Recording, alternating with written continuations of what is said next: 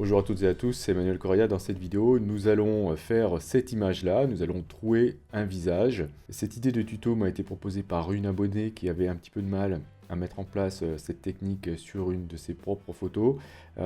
Car en fait, je vous explique le truc, elle a suivi un tuto de cette personne-là, de ce youtubeur. Alors je vous dirai pas son nom parce que j'aurais peur de l'écorcher. Mais voilà, donc il propose en fait des tutos où en fait il parle pas, il montre donc les étapes de sa retouche. Et évidemment, pour suivre ce genre de tuto, il faut déjà être un petit peu à l'aise avec Photoshop. Il faut surtout bien comprendre la philosophie du logiciel car, et c'est le cas pour tous les tutos, hein, en fait, ce qu'on montre dans un tuto ne va peut-être pas forcément s'adapter sur un autre exemple, sur une autre image. Donc il vaut mieux apprendre la philosophie d'un logiciel plutôt que d'apprendre une technique exactement comme celle que vous propose un prof ou un formateur, etc. Donc je vais en fait proposer dans cette vidéo de reprendre un exemple avec une autre photo. Donc je vais suivre en grande partie ce que fait ce youtubeur, puisque ce qu'il propose c'est tout à fait valable, même si bien sûr dans Photoshop on peut aborder le problème sous tellement d'angles possibles. Donc je vais essayer de reproduire à peu près ce qu'il fait, et puisque j'utilise une autre image, on n'obtiendra pas le même résultat, et je ne vais pas non plus utiliser les mêmes réglages, ni forcément exactement la même chose que ce qu'il va montrer. Donc essayez de choper dans cette vidéo des choses qui vont vous intéresser pour apprendre le logiciel, surtout pour ensuite pouvoir adapter cette technique-là sur d'autres photos.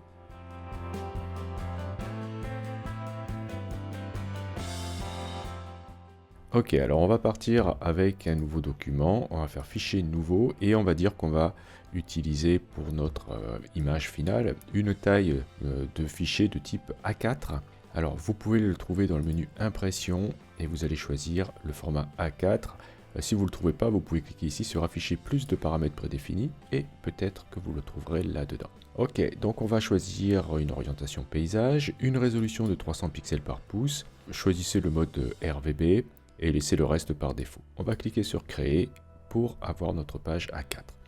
Alors maintenant, on va importer notre élément dans cette page et il faudra surtout bien regarder si la taille de cette image correspond à notre document. Je vais faire fichier ouvrir et je vais récupérer l'image qui est celle-ci et voilà, on va regarder un petit peu la taille.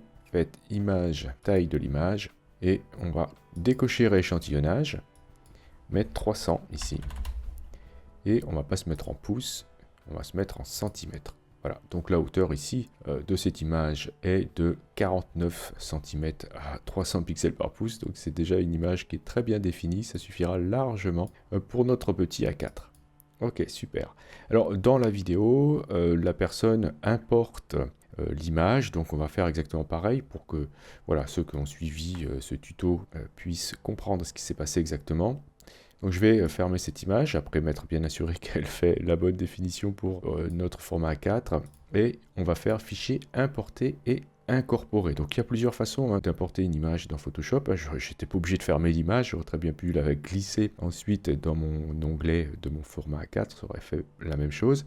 Mais ici c'est juste pour vous rappeler que lorsque vous allez amener une image dans un document avec la commande importer, faites attention de bien comprendre la différence entre incorporer et lier. Donc si vous ne savez pas, j'ai fait une vidéo là-dessus, c'est celle-ci. Voilà, vous pourrez la regarder dans la playlist Photoshop Initiation. Donc ici, moi, je vais faire importer et incorporer car j'ai besoin d'avoir cette image incorporée dans mon document et non pas liée. Ok, donc l'image va arriver adaptée au format. C'est comme ça que Photoshop procède. Il va faire en sorte que l'image rentre entièrement lorsque vous faites une importation dans votre document. Et en fonction de ce que vous aurez choisi dans les préférences, Photoshop vous proposera dès le début de pouvoir la redimensionner ou non. Ici, il ne me le propose pas parce que j'ai dû décocher l'option, mais c'est pas grave. Si je fais CTRL-T sur PC ou Command-T sur Mac, je vais avoir les options de transformation qui vont apparaître et je vais faire en sorte que cette image occupe tout mon document. Et je ne vais pas oublier d'appuyer sur majuscule lorsque je vais manipuler les coins de l'image pour faire une transformation homothétique, c'est-à-dire qui respecte le rapport largeur sur hauteur. Même avec la dernière version de Photoshop, car par défaut, Photoshop nous importe les images en tant qu'objet dynamique et il faudra appuyer sur majuscule avec les objets dynamiques pour faire une transformation homothétique. Appuyez sur Alt si vous souhaitez que cette transformation se fasse à partir du point central de l'image. En même temps, donc majuscule plus Alt et vous étirez comme ça l'image pour faire en sorte qu'elle soit comprise dans tout le document. Donc là, on peut agrandir d'une manière assez importante. Vous avez vu que on a beaucoup de pixels. Je n'oublie pas de valider la transformation. Je vais aller chercher mon panneau calque. Si vous ne l'avez pas, vous pouvez le trouver dans le menu fenêtre ou appuyer sur la touche F7. Très bien. Alors maintenant, on va aller définir la zone du visage qui est trouée.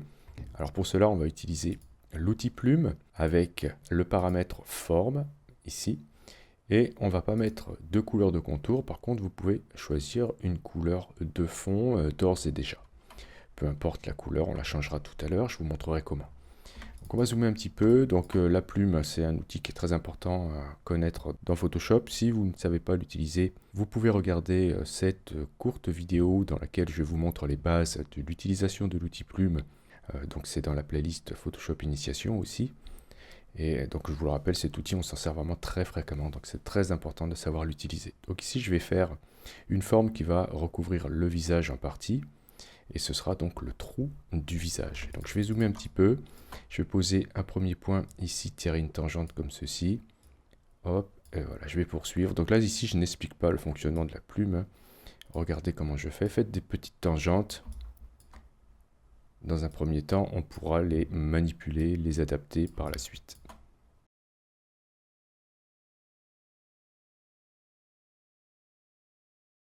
Ok, donc maintenant, si vous souhaitez déplacer des points ou déplacer des tangentes, utilisez la flèche blanche qui est l'outil de sélection directe et vous pourrez adapter les points, les déplacer, modifier les tangentes, voilà, pour faire des courbes jolies. Essayez de trouver quelque chose qui soit correct. Et faites en sorte qu'on ne voie pas la limite entre le fond et le visage.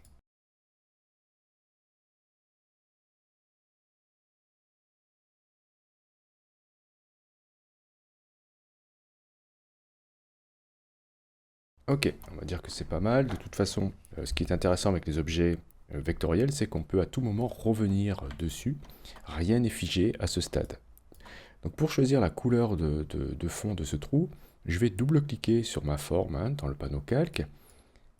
Ça va m'ouvrir le sélecteur de couleurs et avec la pipette, je vais aller choisir une couleur foncée, on va dire dans le cou ici. Voilà pour ce trou. Donc c'est vraiment une couleur, on va dire provisoire. Je vais peut-être plutôt la choisir un peu plus claire, vous verrez tout à l'heure. On va foncer le trou. Voilà, je vais dire comme ça. Ok, très bien. De toute façon, rappelez-vous que vous pouvez à tout moment modifier la couleur de cette forme. On va maintenant ajouter un effet de contour tout autour pour qu'on ait une petite impression d'épaisseur. Pour cela, je sélectionne bien mon calque forme. Je vais cliquer ici sur FX dans le panneau calque et je vais choisir contour à ce niveau-là. On va choisir la taille du contour. Et chose importante, vérifiez que ce contour est à l'extérieur et non pas à l'intérieur ni au centre. Le mode de fusion, vous allez choisir normal. L'opacité, vous allez la mettre à 100%. Alors, au niveau de la taille, je vais peut-être pas mettre une taille trop importante. Je vais choisir, voilà, je vais mettre, allez, 15 pixels. Ensuite, dans le type de remplissage, vous allez choisir un dégradé. Vous allez ensuite cliquer sur le dégradé et choisir 2 arrêts, ça suffira. Sur le premier arrêt, vous allez cliquer dessus. Vous allez ensuite cliquer sur le rectangle ici de couleur, choisir une couleur dans le coup ici un peu sombre. Ce sera la couleur pour les ombres. Ok, je vais peut-être pas trop foncer, voilà, comme cela. Ok. Et ensuite, on va faire l'inverse, c'est-à-dire pour l'arrêt le plus à droite. Ici, vous allez cliquer dessus, cliquez à nouveau sur le rectangle de couleur et vous allez choisir une couleur un peu claire, on va dire celle qui est à peu près au niveau de la barbe ici. Très bien. Alors maintenant, vous allez devoir orienter le dégradé pour donner l'illusion qu'on a une épaisseur dans le trou ici. Alors, vous allez choisir le style linéaire. vérifiez que vous êtes bien aligné sur le calque et vérifiez aussi que vous n'êtes pas ici avec le paramètre inversé coché. Il faut que ce soit décoché. Et vous allez laisser l'échelle à 100% et saisir un angle environ de 108 degrés. Vous pourrez déplacer, si vous souhaitez, en faisant un cliquer-glisser, le dégradé dans l'image pour faire en sorte voilà, d'avoir une très bonne illusion grâce à cet effet. Donc vous voyez ici, la partie haute est sombre et progressivement ça s'éclaire, puisque si on dézoome un petit peu, on peut estimer que l'éclairage provient, il a l'air de provenir de derrière quand même, ici, puisque l'épaule ici est bien éclairée et devant c'est plutôt sombre. Donc ça serait peut-être du coup bien d'éclairer plutôt plus cette partie en bas là. Alors si je tourne légèrement ici l'éclairage, tac, voilà, on va arriver, voilà, là ça me paraît pas mal plutôt. Alors j'avais dit 108, mais bon, 70 ça m'a l'air mieux, vous voyez, parce que ici, là ça serait bien que ce soit plus sombre ici comme ça, en haut, et plus clair ici, à ce niveau-là. Ça me paraît plus juste par rapport au sens de l'éclairage. Avant de cliquer sur OK, vous pourriez aussi essayer un biseautage et estampage.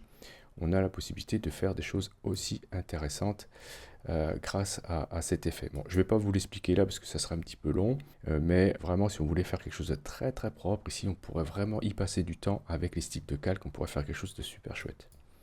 Donc je clique sur OK pour valider, et maintenant on va aller refaire une autre forme afin de faire vraiment le trou pour laisser passer le fond. Alors pour cela, je vais reprendre l'outil plume.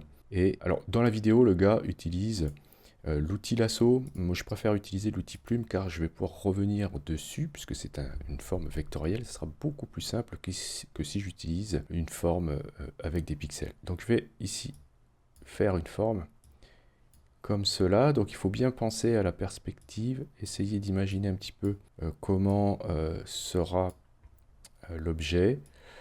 Donc moi je vais dire qu'il est comme ça à peu près. Après, hop. Là ce qui est important c'est vraiment cette forme ici. Après ce qu'il y a autour, là on s'en fiche un petit peu, puisque ça sera masqué par la forme qu'on a créée tout à l'heure. Donc je vais double-cliquer sur la forme pour la mettre en noir, pour bien vous la montrer. Voilà, donc je l'ai réalisé comme ceci. Bien, alors c'est pas grave pour l'instant si vous n'avez pas tout à fait ça. Vous allez voir que vous pourrez, bien sûr avec la flèche blanche, déplacer chacun des points de la forme que nous venons de créer avec la plume. Donc je vais ensuite devoir masquer cette forme, puisqu'elle recouvre, vous voyez, la forme que nous avons réalisée au début. Il faudrait que celle-ci n'apparaisse que dans la forme qu'on a faite. Alors je vais récupérer la sélection de cette forme, donc la forme 1, en faisant un CTRL-clic sur la vignette, et commande-clic sur Mac. Voilà, ça va me récupérer la sélection de ce calque. Vérifiez ensuite que vous avez bien le calque forme 2 sélectionné, et vous allez cliquer sur l'icône ici, ajouter un masque de fusion, et automatiquement celui-ci sera le reflet de la sélection que vous avez réalisée. Bien, alors si vous souhaitez modifier la forme, vous avez toujours la possibilité de le faire. Il suffira de sélectionner à nouveau la vignette du calque forme, aller chercher la flèche blanche, et vous pourrez cliquer sur le tracé et déplacer les points, voilà, comme pour le visage tout à l'heure. Donc ça commence à être intéressant, hein, mais il va falloir recréer le décor derrière, puisque là, c'est pas quelque chose de noir que l'on souhaite, c'est vraiment revoir la végétation. Alors comment je vais faire ça? Je vais ajouter un calque vide par-dessus tout. Ok. Je vais cacher les deux calques de forme. Je vais prendre ensuite l'outil tampon, vérifier que je peins peut-être avec une forme ronde, avec une épaisseur d'environ 400. La densité, la dureté, vous pouvez la laisser comme j'ai ici à 25. Vérifiez que vous avez l'opacité et le flux à 100%. Vérifiez que vous êtes en mode normal et surtout vérifiez ici que vous avez actif et inférieur de cocher, car en fait on va reporter nos corrections sur le calque 1 en s'appuyant sur le calque de la photo.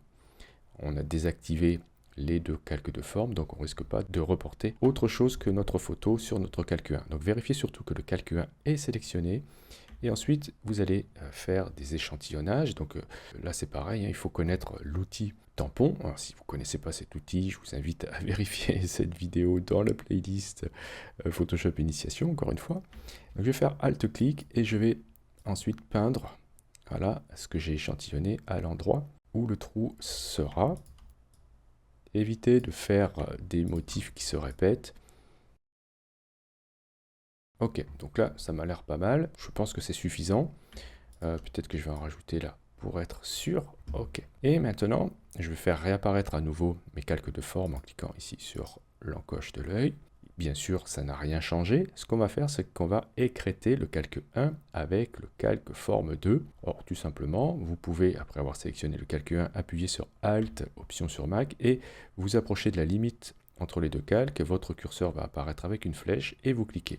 Voilà, donc maintenant, on voit qu'on a l'impression d'avoir la végétation présente derrière le masque. Alors, ce qu'on va faire maintenant, c'est zoomer un petit peu pour voir si tout va bien. On s'aperçoit tout de suite d'un problème ici, c'est que vous voyez, la barbe est floue et notre rebord ici est très net, donc il faudra qu'on corrige ça tout à l'heure.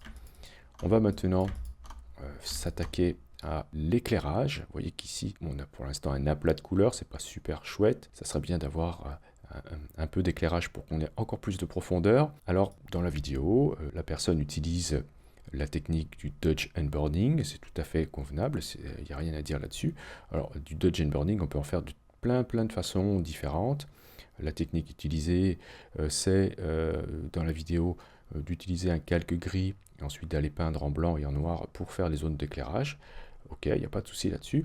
Donc on va faire la même chose, même si on aurait pu utiliser un calque de réglage de type courbe ou autre pour ajouter de la lumière et en enlever. Donc on va faire la même chose, nous. On va ajouter un calque gris. Alors tout simplement, ce que vous allez faire, c'est appuyer sur Alt et cliquer ici sur l'icône dans le panneau calque, hein, créer un nouveau calque. Vérifiez bien que vous avez le calque forme 1 sélectionné. Ok, donc cliquez alors ensuite sur l'icône créer un nouveau calque avec Alt enfoncé, très important, option sur Mac, et ça va nous ouvrir cette boîte de dialogue. Alors bon, depuis le début je renomme pas mes calques, mais bon, il faudra penser à le faire. On va ici choisir le mode incrustation, puisque quand on fait du dodge and burning, c'est un des modes qu'on peut utiliser, hein. Vous pouvez aussi utiliser lumière tamisée par exemple, ou lumière crue. Et vous allez cocher ici couleur neutre pour le mode incrustation 50% de gris. Dans ce cas, vous allez créer un calque gris et puisqu'il est en mode incrustation, il ne se voit pas. Donc c'est ça l'astuce en fait du dodge and burning non destructif, c'est-à-dire qu'on a la possibilité, voilà, si vous peignez sur un calque gris, du coup vous n'abîmez pas votre image d'origine. On va devoir écrêter ce calque avec le calque de forme, donc de la même manière que tout à l'heure. Vous appuyez sur Alt, vous placez entre les deux calques, entre le calque 2 et le calque forme 1, et cliquez. Voilà, ça veut dire que maintenant, le calque 2 ne va agir que sur le calque forme 1. Je vais prendre l'outil pinceau, agrandir la taille, donc vous pouvez faire glisser le curseur en appuyant sur Alt et clic droit sur PC pour l'agrandir et le rétrécir. Sur Mac, ce sera CTRL ALT, clic gauche. Je vais choisir de peindre en noir, donc vérifiez bien que vous avez du noir à 0 en RVB. Vous allez choisir un flux très faible, on va dire, allez, un flux de 10, et on va se mettre avec une opacité, allez, on ne va pas dépasser les 30%, ce qui va nous permettre de peindre gentiment la zone foncée. Et regardez ce que je vais faire, je vais peindre, voilà, en haut ici, tac, vous voyez que ça me fonce, cette zone. Et alors après, bon, c'est du travail de peintre, hein, il va falloir essayer de faire quelque chose d'assez convaincant en termes d'éclairage. Donc je vais faire un truc comme ça. Ok, si vous peignez en blanc, donc inversez les couleurs ici, vous allez éclaircir au contraire. Donc voilà, trouvez quelque chose qui soit assez convaincant avec cette technique. Donc vous pouvez voir avant, après, ça ajoute quand même pas mal d'effets. Donc on va s'occuper maintenant des petits détails, comme par exemple ici, des petits cheveux ici qui devraient dépasser. Donc ce qu'on va faire, c'est qu'on va retourner sur le calque de la photo non modifiée. Je voudrais uniquement voir que ce calque. Alors il y a une petite astuce, vous faites Alt-clic sur l'œil, option-clic sur Mac, et vous ne verrez que ce calque. Vérifiez que vous avez bien le calque de la photo sélectionné. Sélectionnez cette partie, donc avec l'outil de sélection rapide. Et ce qu'on va faire maintenant, c'est qu'on va utiliser la commande sélectionner et masquer. Je vais prendre l'outil ici pour améliorer le contour. Je peux me mettre ici en affichage incrustation et aller choisir, voilà, d'améliorer ce contour. Je vérifie en noir et blanc ce que ça donne, travailler à ce niveau-là. Une fois que vous avez terminé, vous cliquez, vous vérifiez que vous sortez avec un masque avec une sélection, pardon. OK. Et on va faire CTRL-J sur PC ou Command-J sur Mac pour mettre sur un calque le contenu de cette sélection, qu'on va monter tout en haut, tout en haut, tout en haut. Voilà, il faut que ça soit au-dessus de tous les calques. Et on va faire réapparaître les autres calques en glissant le curseur, voilà, au niveau des yeux. Ok, donc on a maintenant nos petits cheveux qui apparaissent ici. Vous pourrez, si vous souhaitez, améliorer encore avec un masque de fusion, peindre en noir avec une faible opacité, un faible flux, voilà, pour estomper un petit peu, voilà, les défauts de ce calque. Ok, voilà, donc là, les petits cheveux dépassent un peu. On pourrait faire la même chose pour ces cheveux ici, donc je ne vais pas le faire ici pour pas alourdir la vidéo, mais ce serait de bon ton de le faire ici. Ok, alors ensuite, on va s'intéresser, voilà, à cet effet de flou dont je vous parlais tout à l'heure, qu'il faudrait récupérer. Très bien, alors ce qu'on va faire, c'est, puisque ça se passe au niveau de notre forme 1, ici, ok, ce que je vais faire, c'est que je vais convertir ce calque-là plus le calque 2, hein, sur lequel on a fait le Dodge and Burning, et je vais faire un clic droit et je vais le convertir en objet dynamique. Donc maintenant j'ai l'objet dynamique qui a été réalisé à partir de ces deux calques. Je vais pouvoir aller chercher maintenant le filtre intéressant qui se trouve dans Galerie d'effets de flou, flou de profondeur de champ. Ok, donc je vais déplacer cette épingle que je vais mettre à peu près ici. Et je vais choisir un flou un petit peu moins violent que celui-ci. Il faut que ce soit vraiment conforme à la photo. Donc ça serait un flou peut-être de 3 pixels. Ça irait très bien. En revanche, en haut, ici, il ne faudrait pas qu'il y ait de flou, puisque là, c'est beaucoup plus net. Donc je vais remettre une épingle à ce niveau-là et réduire le flou à 1 pixel. Donc progressivement, on va avoir un flou qui va apparaître. Ah, je vais peut-être le mettre à 2, parce que là, j'ai l'impression que c'est un petit peu flou. Ah là, là, c'est très bien. Ok, je vais valider en cliquant sur OK. Donc là, maintenant, on a réglé les problèmes de flou à ce niveau-là. Et ça serait bien aussi que cette limite soit aussi un peu floue, parce que là, vous voyez, ça c'est pas super nickel par rapport à l'image de fond. Donc ce que je vais faire, c'est que c'est au niveau 1 de ce calque-là qu'il va falloir jouer. Alors, comment faire? Tout simplement, vous avez en fait ici une forme vectorielle avec un fond noir, ok? Et en fait, dans Photoshop, les formes vectorielles qui ont un fond comme ça, c'est simplement traduit par un calque de réglage de type remplissage de type couleur unie avec un masque vectoriel. Donc ça veut dire qu'on a les propriétés du masque vectoriel quelque part. Quelque part où? En fait, c'est dans le panneau propriétés. Vous allez chercher le panneau propriétés et là, vous voyez, vous avez les propriétés du masque, de la forme. C'est-à-dire que maintenant, je peux ajouter un contour progressif à ce niveau-là. Et voilà, voyez, je floute ce masque. Et donc du coup, là, ça marche beaucoup mieux que tout à l'heure. Ok, donc on a quasi fini. Qu'est-ce qu'il nous resterait peut-être à faire là? C'est peut-être ajouter un petit peu de peps à l'image. Par exemple, je pourrais aller chercher un réglage de type correction sélective, c'est ce que fait le gars dans la vidéo, mais c'est très bien aussi, hein. Vous pouvez donc aller choisir ici, par exemple, dans les cyan, d'ajouter un petit peu plus de cyan encore. Voilà, amusez-vous avec les couleurs. Je vais aller dans les rouges, je vais peut-être ajouter un petit peu moins de cyan, pour faire quelque chose, voilà, un petit peu plus orangé au niveau de la peau. Si je réduis le magenta, je vais avoir quelque chose d'un peu plus jaune. Ok, et je peux vérifier ensuite les jaunes. Est-ce qu'on peut faire quelque chose avec les jaunes?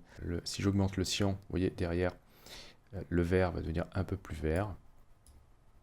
Et si je réduis le magenta, alors pas trop, parce que sinon la peau va être vraiment avoir une couleur pas superbe. Et je vais réduire aussi un petit peu les jaunes. Très bien. Donc on voit avant, après.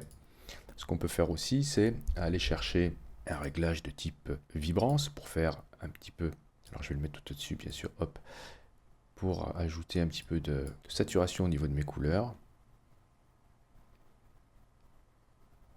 Et pourquoi pas un petit effet de vignettage dans l'ensemble.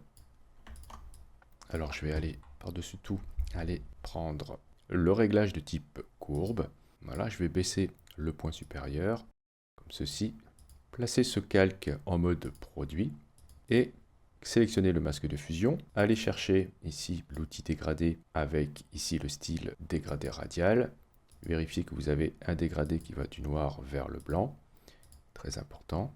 Et on va poser le premier point au centre et ramener l'autre sur le côté, tac, pour nous faire un effet de vignettage. Vous pouvez recommencer autant de fois que vous le souhaitez. Trouvez l'effet que vous préférez et bien sûr vous pourrez réduire l'opacité de ce calque si vous trouvez que c'est trop fort. Je trouve qu'au niveau de la lumière ça manque un petit peu de peps, donc ce que je vais faire c'est qu'avant le vignettage, au niveau de vibrance, ici je vais ajouter à nouveau une courbe et créer une courbe légèrement en S comme ceci. Donc je crée un point, je le descends un peu, et par contre celui-ci de point, je vais le monter un peu plus. Ok, donc ce qui me donne avant, après, donc il y a un peu plus d'éclairage. N'oubliez pas de sauvegarder votre travail au format PSD. Et si vous souhaitez exporter votre travail afin de le partager, vous allez passer par le menu Fichier, Exportation, Exporter sous, vérifier le format d'image que vous souhaitez exporter. Si c'est pour Internet, choisissez soit le PNG, soit le JPEG. Vérifiez la taille de l'image. C'est pas la peine qu'elle soit trop grosse pour Internet. Vous pourrez choisir une image qui fait en hauteur, allez, 1200 pixels, ça suffira largement. Vous faites ensuite tout exporter, enregistrez-le sur votre disque dur, donnez-lui un nom, et je vais m'arrêter là pour cette vidéo qui est déjà bien assez longue. Je vous remercie d'avoir suivi cette vidéo. Si vous avez des questions, n'hésitez pas à le faire dans les commentaires. Si vous avez aussi d'autres idées de tutos ou s'il y avait des choses que vous ne savez pas faire, vous pouvez me le demander. Si vous souhaitez soutenir cette chaîne, vous pouvez cliquer sur j'aime, ce sera très utile pour le référencement de la chaîne. Et si vous voulez aller plus loin, vous pouvez cliquer sur le lien dans la description de la vidéo. C'est un lien Utip, voilà, qui permet de soutenir mon travail. Et si vous n'êtes pas encore abonné, cliquez sur abonnez-vous. N'oubliez pas la petite clochette pour être averti des prochains cours ou des prochains tutos. Et justement, on se dit à la prochaine pour un autre cours ou pour un autre tuto.